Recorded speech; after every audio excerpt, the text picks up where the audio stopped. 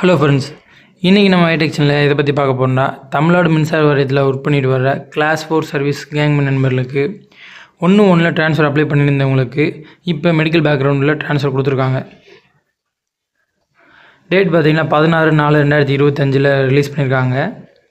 கிட்டத்தட்ட பார்த்திங்கன்னா 56 கேங்மேன் நண்பர்களுக்கு ட்ரான்ஸ்ஃபர் அப்ரூவல் ஆகிருக்கு.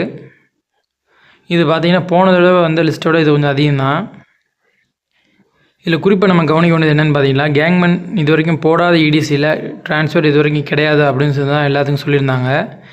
இப்போ குறிப்பாக பார்த்தீங்கன்னா மெடிக்கல் பேக்ரவுண்ட் வந்த நண்பர்களுக்கு மட்டும் கேங்மேன் போடாத டிஸ்ட்ரிக்கு இடிசிக்கு கூட அவங்களுக்கு ட்ரான்ஸ்ஃபர் கொடுத்துருக்காங்க.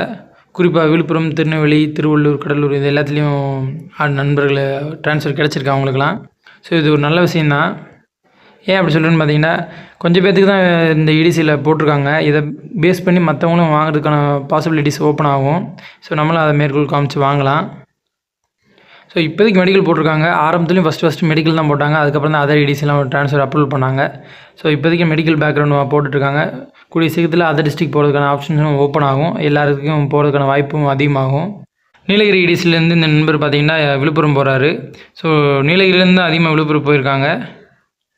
ஒரே ஒருத்தர் மட்டும் திருவண்ணாமலையிலேருந்து விழுப்புரம் போகிறாரு. ஸோ மற்றபடி எல்லாருமே நீலகிரி டு விழுப்புரம் தான் போகிறாங்க. மொத்தம் 4 நண்பர்கள் விழுப்புரத்துக்கு ட்ரான்ஸ்ஃபர் கிடச்சிருக்கு.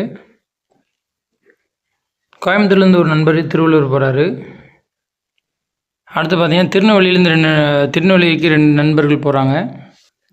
அதுக்கடுத்து பார்த்திங்கன்னா திருநெல்வேலி இடிசியில் 2 பேர்த்துக்கு ட்ரான்ஸ்ஃபர் கிடச்சிருக்கு. ஸோ இதெல்லாம் பார்த்திங்கன்னா நம்மளுக்கு ரொம்ப யூஸ்ஃபுல்லான ஒன்று தான். எதுக்காக அப்படி சொல்லணும்னு பார்த்தீங்கன்னா, ஃபஸ்ட்டு கேங்மேன் ட்ரான்ஸ்ஃபர் போட்டப்போ எல்லாத்துக்கும் மெடிக்கல் பேக்ரவுண்ட் மட்டும் தான் ஃபஸ்ட்டு கொடுத்தாங்க. அதுக்கப்புறம் தான் ஒவ்வொன்றா கொடுக்க ஆரம்பித்தாங்க. அதுக்கப்புறம் தான் ஸ்கொயரு, ரெக்டாங்கிள் அப்படின்னு ஒவ்வொரு ட்ரான்ஸ்ஃபராக பிரித்து அதர் டிஸ்ட்ரிக்ட் 10% கொடுங்க அப்படின்னு சொல்லி கொடுத்தாங்க. ஸோ இப்போதைக்கு இது ஒரு முன்னோட்டமாக எடுத்துக்கிட்டு இனிமேல் வருங்காலங்களில் எல்லா டிஸ்ட்ரிக்ட்டுக்கும் எல்லா இடிசிக்கும் கொடுக்க ஆரம்பிச்சிருவாங்க அப்படின்னு ஒரு நம்பிக்கை இருக்குது. எல்லா தொழிற்சங்கங்களும் அதை தான் தொடர்ந்து கேட்டுட்ருக்காங்க.